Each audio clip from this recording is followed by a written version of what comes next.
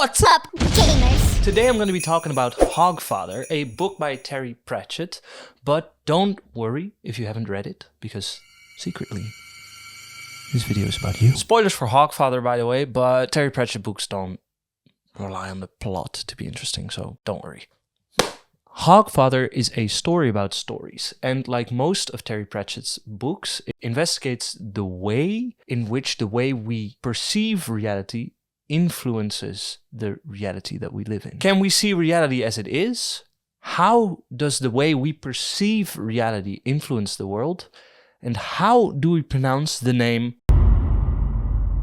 the crazed assassin who is tasked with killing Santa Claus? This video essay will answer all of these equally important questions. So, the plot of Hogfather, without going into too many spoilers, is that the Assassin's Guild is tasked by the auditors, the forces that govern the laws of the world, like the natural laws. They task the Assassin's Guild to kill Santa Claus. The assassins send to do the job, and he comes up with an ingenious way of killing Santa Claus. He will make sure that no child believes in him anymore. Death himself and his granddaughter then go on a quest to make sure that kids start believing in Santa Claus again in order to save Christmas and more. The idea that things are real because we believe them plays a big role in most of Terry Pratchett's books. But in this one, Terry Pratchett really goes down the rabbit hole and really explores this idea to the fullest. In Hogfather, he shows us that things becoming real because we believe them isn't only the case in the Discworld, but also in our world. In Hogfather, he tries to answer questions like, is the world fully real? And can we perceive reality as it is? And maybe the more important question, how do we pronounce the name of the assassin? Part 1. Real. So in order to show us that reality isn't really real, Pratchett introduces the auditors. So the auditors are impersonal forces of nature. They govern reality as it is, the true reality. They make sure that the laws of nature stay on track. They like rocks going through space in a straight line. They do not like life, because life is messy. And these auditors also cease existing when they accidentally speak in personal pronouns. When they say things like, I think this, they cease to exist because they have started telling a story about themselves. They've started to become an individual. And this is exactly what impersonal forces of nature aren't allowed to be. But there is one force of nature that has developed a personality for itself. Death. And one of the ways in which Death has a personality is that he adopted a daughter. Now, the interesting thing about this is not only that Death has adopted someone, it's the way Death himself thinks about him having adopted someone. Because he calls it fatherhood. Now, we can describe a girl living with Death as a lot of things, but Death chooses to call himself a father. He chooses to tell the facts in such a way that they become the story of a father-daughter relation. Death, as a personified force of nature, like the auditors, has access to reality in itself, but he chooses to try to understand the way in which humans understand the world. Which is why he adopts a daughter and calls himself a father. Humans have a different relation to reality than the auditors, who can only see reality as it really is. And unlike Death, who chooses to infuse reality with stories, humans don't have the option of choice. Humans do not choose to blend fantasy with reality. We simply cannot do it any other way. We have no choice but to blend fantasy with reality, and we have no control over either fantasy or reality. And I think that this is what Terry Pratchett tries to show us each time he writes down the name. How do we pronounce that name? It would seem obvious, Mr. Teatime, and Terry Pratchett lets us believe this for a while when the character is first introduced, until the character himself has had enough of his name being mispronounced and he intervenes. He tells us that his name is actually pronounced Teatime. Pratchett writes it out phonetically each time Teatime corrects someone. Mr. Teatime? It's pronounced Teatime, sir, said Teatime with a hint of reproach. Everyone gets it wrong, sir. Every time characters get his name wrong and he has to correct them every time. But it is not only the characters that get his name wrong, it is also us. When we see the word written as Teatime, we simply cannot help reading it in our minds as Teatime. So we read Teatime, said Teatime. We simply cannot help it. And in this way, Terry Pratchett also works the subject of the book into the text itself. Teatime is really called Teatime, but we can simply not live as though he was called Teatime. He's called Teatime in our heads, and it's not like we have a choice in the matter. We can't help but read it as Teatime. Part 2. Belief. The control over our beliefs, or the lack thereof, is something philosophers call doxastic control. Many philosophers argue that we do not have any doxastic control. So, for example, take believing in God. I am an atheist. Now, I am not an atheist because I chose not to believe in God. I'm an atheist because I am incapable of believing in God at this point in time anyways. Do with that what you will. Maybe I'll burn in hell, maybe I won't. The point is, I could choose to maybe pray, read scripture, read theologians, to try to convince myself of God's existence. But there won't be a point where, if I'm convinced, I have chosen to be convinced. I simply would switch sides, but not because I then chose to believe in God or chose to be convinced. I was just convinced, and now I am a believer. Now I cannot not believe in God. Whether there's enough evidence that God exists for me is not a line that I draw myself. At some point I simply will have been convinced, but there is a final drop that might fill that bucket of belief, and I have no control over the size of that bucket. Now, the fact that we have no doxastic control is something Terry Pratchett shows us with Mr. Teatime. We simply cannot not read his name as Mr. Teatime. Now, I would even go a step further than that and take the whole of Hogfather's argument into account. That would mean that not only is it impossible for us to read it as Teatime, but it would mean that it might be wrong to read it as Teatime. If everyone believes that his name is Mr. Teatime, maybe it becomes true that his name is Mr. Teatime. The core of Hogfather is that if humans believe something, it becomes real. And Terry Pratchett immediately explores this idea with the murder of Santa Claus, or as he's called in the story, the Hogfather. And as I said, the assassin, Mr. Teatime, tries to kill the Hogfather, or Santa Claus, by making kids not believe in him anymore. And this is also the way that Death and his granddaughter Susan try to save him, by trying to make kids believe in Santa again. It is possible for humans to make things real by believing them, because we do not live in the world of death and the auditors. We don't live in a world that's purely materialistic. We live in a world that is also constituted by belief or fantasy. The fact that fantasy or belief constitutes the world is explored by Pratchett in multiple ways in Hogfather. For example, Death tells us that if the Hogfather, or Santa, is killed, the sun won't rise tomorrow. The sun would not have risen. Really? Then what would have happened, pray? A mere ball of flaming gas would have illuminated the world. They walked in silence for a moment. "Ah," said Susan dully. "Trickery with words.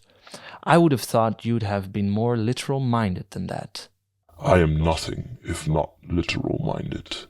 Trickery with words is where humans live. "All right," said Susan. "I'm not stupid. You're saying humans need fantasies to make life bearable." Really? As if it were some kind of pink pill? No. Humans need fantasy to be human. To be the place where the falling angel meets the rising ape. Tooth fairies? Hogfathers?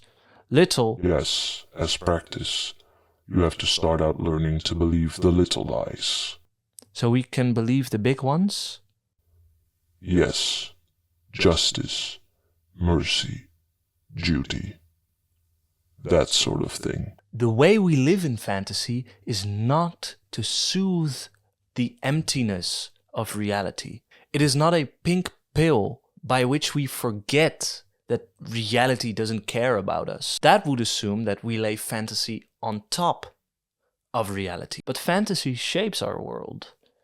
Without it, the sun wouldn't rise in the morning. We've been telling stories about the world for far longer than we've investigated it with the tools of modern science. And even now, when I'm at the beach, I can't help seeing the sun set into the water. Like, I know that the sun is a mere flaming ball of gas that the earth spins around and the sun doesn't really sink into the sea, but I can't help but see the sun sink into the sea. We know it's not real, but yet we experience it. Now, there is a branch of philosophy that takes these claims really seriously. It's called phenomenology, and it's the study of the way humans experience the world. It studies the way we relate to the world and how the world relates to us. Phenomenologists speak of a mutual constitution of the world and the subject, meaning that they both make each other. The world gets its meaning in relationship to me, to the subject. There wouldn't be a world to experience for humans if we weren't there. But also, I wouldn't be there to experience the world without the world existing. They both make each other. It is not the case for phenomenology that the world simply existed and humans came along and did their stuff. Not that that's not true for other fields of science. That's not how phenomenology wants to investigate the world. No, for humans, the world gets its shape, it gets its meaning in relationship to us. And humans, of course, wouldn't be anything without a world to live in. Take a cup. Now, I don't experience this cup as something that is just material, that is made of atoms in my hand. That's just not how I experience a cup. I experience this cup as something that I can drink from and grab. I will experience any cup like that, just as I experience most chairs as I can sit on them. But this cup is not any cup. Like, I got it at a fantasy fair at some point, so I like it quite a lot actually. Maybe you have a mug or cup that you really like. That is something that is inherent then in the experience of that mug. If I see a cup that you've had for a while, maybe you got it from your mom or something, I won't experience the I got it from my mom that you have if you experience this cup. And you won't experience I got this cup from a fantasy fair if I hadn't told you. And even if I told you, you don't experience it in the way that I do. While scientists try to know the material makeup of the cup, phenomenologists try to study the meaning of the cup, the way we relate to that cup, the way we experience this cup. They study the cup in our experience. So, do we not live in a physical world? Well, phenomenologists would say that we might, because we experience our world as a physical world. Now, Death gives us a quote where he describes how no human, not a single human, can experience the world without an infusion of belief or fantasy? Correct. Stars explode. Worlds collide. There's hardly anywhere in the universe where humans can live without being frozen or fried, and yet you believe that a bed is a normal thing. It is the most amazing talent. And that's the point. We experience even a thing as a bed as normal. When I'm having a panic attack in my bed because I'm thinking about the fact that my existence is so precious and that if I die, maybe nothing is at the end of it and that's just it. And what did I do with it? I just tried to make a video essay. Even if I'm hyperventilating in that situation and not even taking my life for granted, I'm taking the bed for granted. In our everyday life, things that on a larger and universal scale are simply not normal fade into the background. If you're sitting on a chair right now, or a good IKEA couch, chances are you've forgotten you were sitting on it. You just hadn't felt it for a while. Now that I've reminded you, you feel it, and if it's an uncomfortable chair, you probably feel it in your lower back. But you didn't notice it until I reminded you. We take things like beds, chairs, spoons that on a universal scale are actually pretty strange for granted in our normal life. As Death says, humans are so interesting that they have even invented dullness. Dullness, or like mundaneness, the way in which things are boring and normal, is not a quality of the world as Death experiences it, of the world in itself. However, for us, normalness is simply a part of the bed, of this couch. No human is a strict materialist in their everyday life. We live in a world of meaning. Death does not live in this world of meaning, as we've said before, and this becomes very apparent when he's talking to the assassin, whose name we can't help but read as Mr. Teatime. Death prodded the fallen Teatime with his foot. Stop playing dead, Mr. Teatime. The ghost of the assassin sprang up like a jack-in-the-box, all slightly crazed smiles. You got it right. Of course. This is the only time that someone pronounces his name as Teatime, after he's literally died. And Death is the one that pronounces it like this, because he does not live in the world like humans do. Part 3. The world. However, we should be careful with this idea that what we think shapes reality. Like, we shouldn't be so... Let me put this back. We shouldn't be so self-centered to think that anything that we believe becomes real. Now, Terry Pratchett shows this really well in a footnote about wizards and their relationship to time. Often they lived to a timescale to suit themselves. Many of the senior ones, of course, lived entirely in the past, but several were like the professor of anthropics, who had invented an entire temporal system based on the belief that all the other ones were a mere illusion.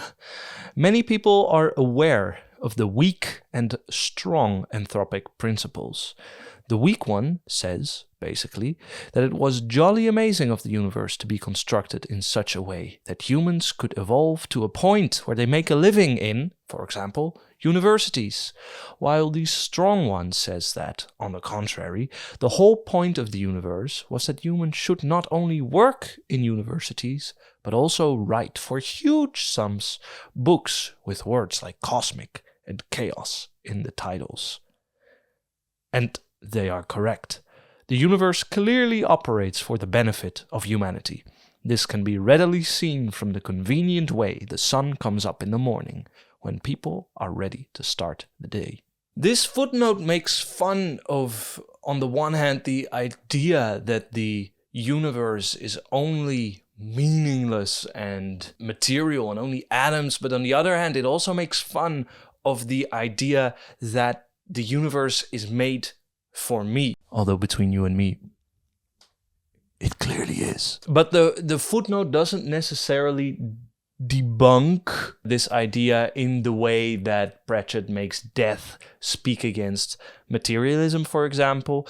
And it just makes fun of it. It just shows you how ridiculous of an idea it actually is to think that the sun rises because you can get up at that point. There is an aspect of the world that we do not construct with our belief. Like, yeah, the sun rises and we as humans need to make stories about the sun rising in mythologies, and we need to interpret that phenomenon, but we didn't make the sun go up. Like the sun, whatever that is outside of human meaning, if we can even talk about a sun outside of that, pressed itself on us. And even if the world was fully made by the things we believe about it, that doesn't necessarily mean that we have control over those beliefs. Pratchett shows this with the name of Teatime and even with the Hogfather himself. If in the book Santa is killed, or the Hogfather is killed, the sun won't rise. Why? Well, because the Hogfather, or Santa Claus, is the evolution of an old sun god who made the sun rise again at the darkest point of the year, at the winter solstice.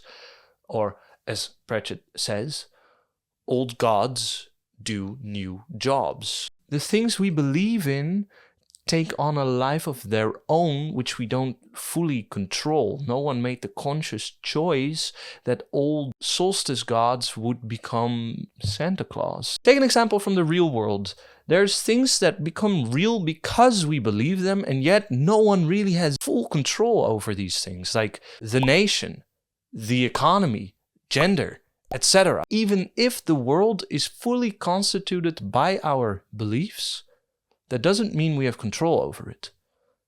But I don't think the world is fully constituted by our beliefs. We need a theory, therefore, that is sort of the midway point between naive realism on the one hand and his naive idealism on the other hand.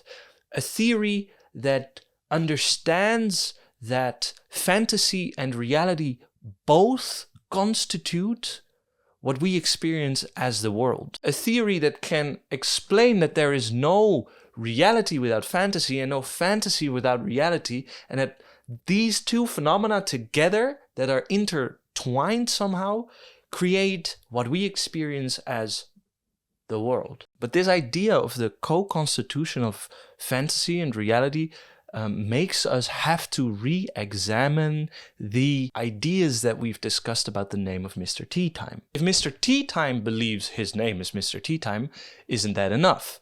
Well, that is basically the small gods argument, to reference another Terry Pratchett book.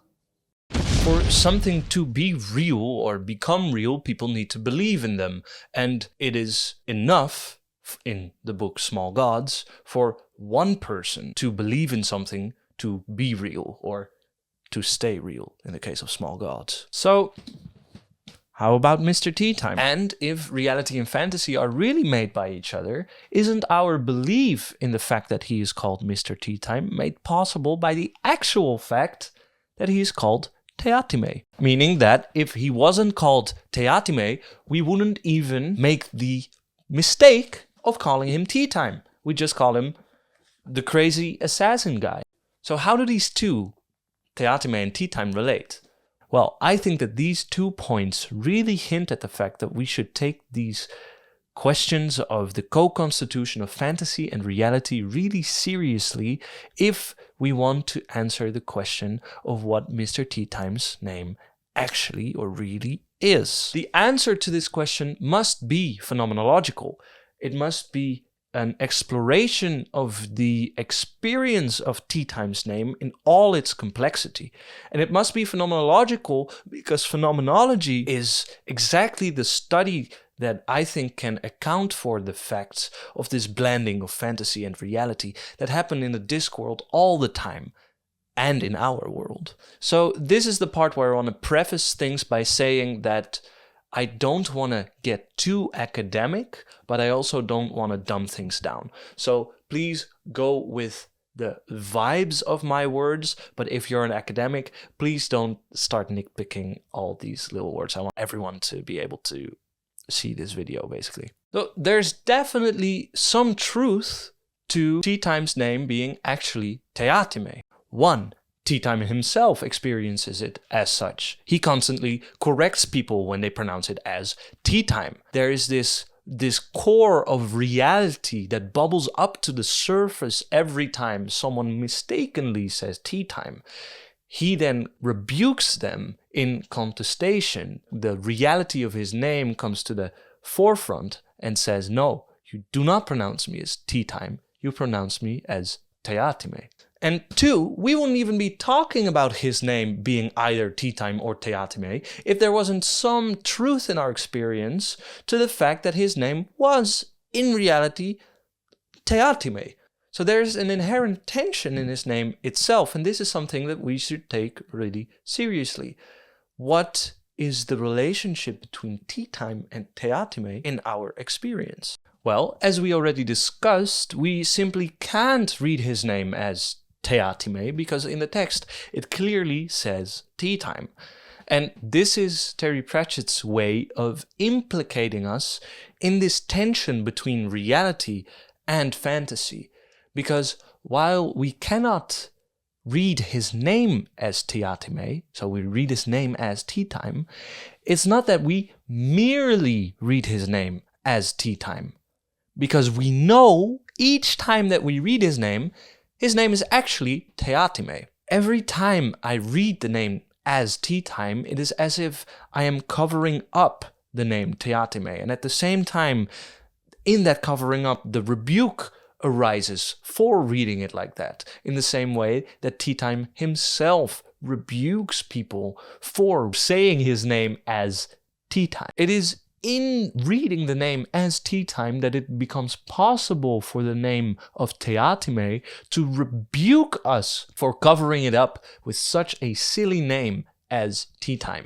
And that silliness, of course, is another aspect of the experience of the name of Teatime. It is the name of a cold-blooded and ruthless assassin who kills people when they are no longer needed by him. And there is a funny aspect to that which almost encourages us to read his name as Teatime. Because 1, we have never heard of the name Teatime before, and 2, it is funny to read the name as Teatime if the bearer of that name is an assassin of that sort. So, I argue that what constructs the name Teatime is the tension between these things. 1, the silliness that encourages us to read it as Teatime. 2, the silliness of the rebuke that says that his name is actually Teatime, which is a ridiculous name and a joke on Teatime, which in itself was already a joke. But we can go deeper. What if you've actually trained yourself to read his name as Teatime, like a friend of mine's done? So every time she reads the name that clearly says Teatime, she's just trained herself mentally to read Teatime to herself. Well, this is not necessarily a rebuttal to the argument I've been making, because we should note that the argument I'm making is not that his name is actually Teatime. That was for setup and jokes. I am analyzing the way that the name Teatime is constructed by the tension between fantasy and reality. And I am saying that our entire world is constructed in the same way. So it is important to note that reading Teatime in your head doesn't take us a step back in the ideas that we've had, and that it voids this whole process of tension and meaning making. No, instead, it puts another layer on top of that. Think of it like this. Water. We start with still water, just regular water, just your run-of-the-mill water, and then we add carbon to it. We now have spicy water. That is one stage to the next, right? But then we leave that carbonated water out for a while, and it loses its carbon. Now, it doesn't simply revert back to that still water. We don't have still water as we've had before. We have decarbonated water now, and it even tastes different. The two types of still water that we have at the beginning and at the end are two different types of still water because of the process it's been through. And this is the same way when we train ourselves to read Teatime as Teatime. We wouldn't be reverting back to the primal reality of Teatime as Teatime. No, we've added a layer on top of this tension that we just described as constitutive of the name. So now, on top of the experience of reading Teatime and being rebuked for reading it as Teatime, we now lay reading it as Teatime. Now we instinctively read the name as Teatime and aren't rebuked for the fact that we don't read it as Teatime, because we read it as Teatime. So it is almost a rebuke for the fact that the initial rebuke can't come up. And precisely through this fact of this new rebuke, that the old rebuke can't come up, it still surfaces nonetheless. Because it is not that it is not there, it now comes up through the fact that it cannot come up. Maybe to put it clearer, in the name Teatime, we read the rebuke of the fact that we don't read it as Teatime. But now we read it as Teatime, and instead we are rebuked for not reading it as Teatime, because it still clearly says Teatime. This is why it is different from reading Teatime as like the pure reality of Teatime, because then nothing else would come up. Reading Teatime as Teatime, we are rebuked for not reading it as Teatime, precisely through not reading it as Teatime. It is not still water, it is decarbonated water. In this decarbonated water, the still water is there through the carbon no longer being there. It tastes different because of the process it's been through. So this analysis hasn't necessarily been an answer to the question of what is Teatime's name really, but instead it is more an exploration of the things we could get out of that question, and it might have even shown us that it was the wrong question to begin with. Instead, the question invited us to explore the relation between fantasy and reality, which is one of the main themes in Hogfather. I've tried to argue that Teatime shows us that fantasy and reality together, inextricably linked, form what we experience as the world, and that we don't necessarily control either fantasy or reality, and that we have no choice but to live in fantasy. Part 4. So what? Now it's gonna get interesting, so buckle up, let me get ready. So this has been an exploration of the fact that the world for us is not merely material, but belief is always in there. But on the other hand, it is neither fully constituted by our belief, and we don't even fully control our beliefs. This is all present in Teatime's name, and in his name, the phenomena of reality and fantasy together create the complex experience that is Teatime's name, just as they create the world for us.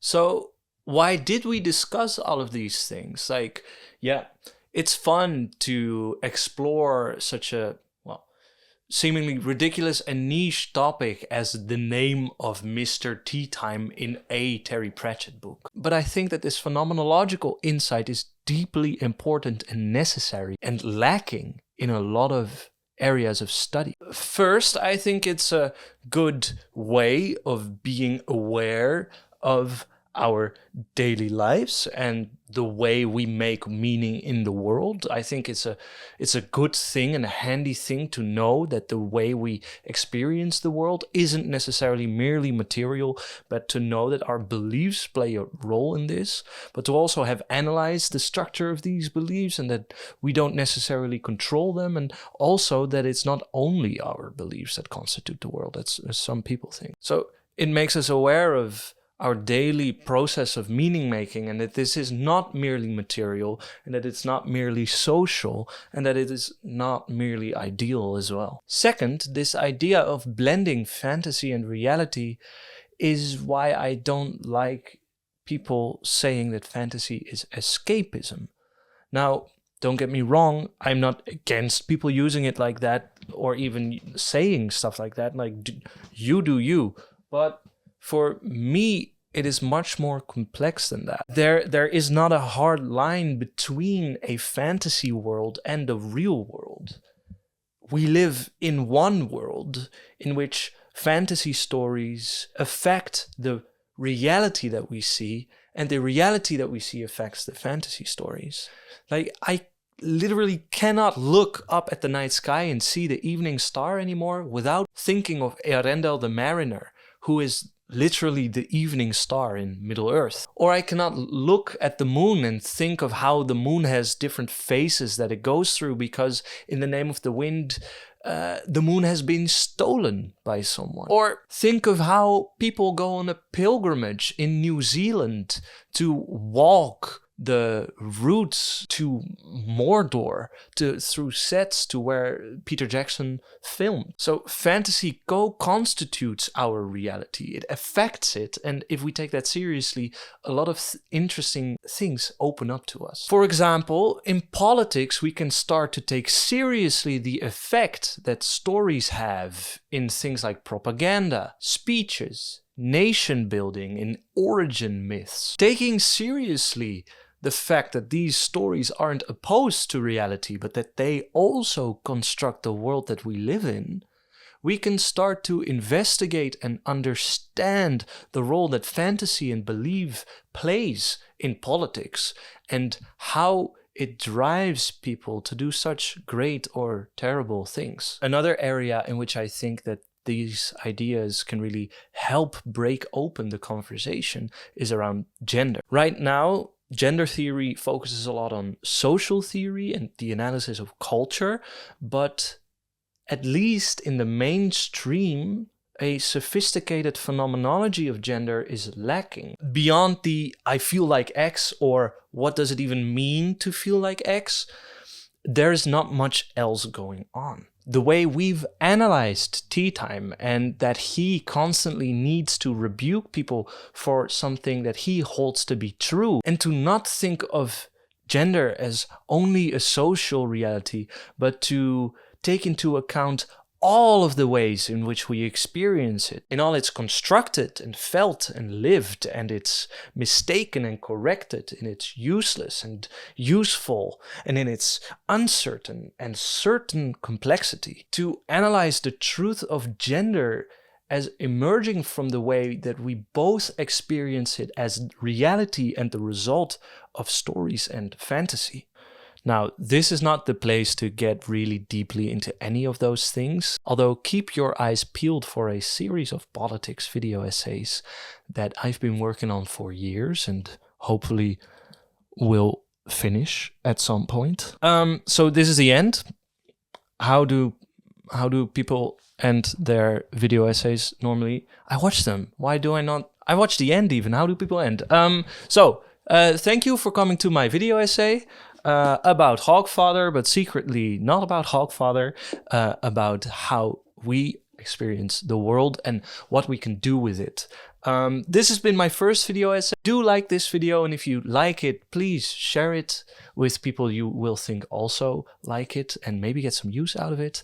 Let me know in the comments below what you thought and what your ideas about this are, and subscribe, of course. This has been my first video on this channel on Svensplaining, which, as you might know now, my name is Sven. Hi, good to introduce yourself at the end. Stay tuned for more video essays like this coming up about politics, fantasy, philosophy, all that good stuff. Also, as you might have heard by my accent, I am Dutch, and for my Dutch viewers, I also do a podcast with a good friend of mine, a philosophy podcast called the Philogang Podcast. So do give that a listen if you liked this video essay. So thank you for watching. Please subscribe, please hang around, and talk to you next time.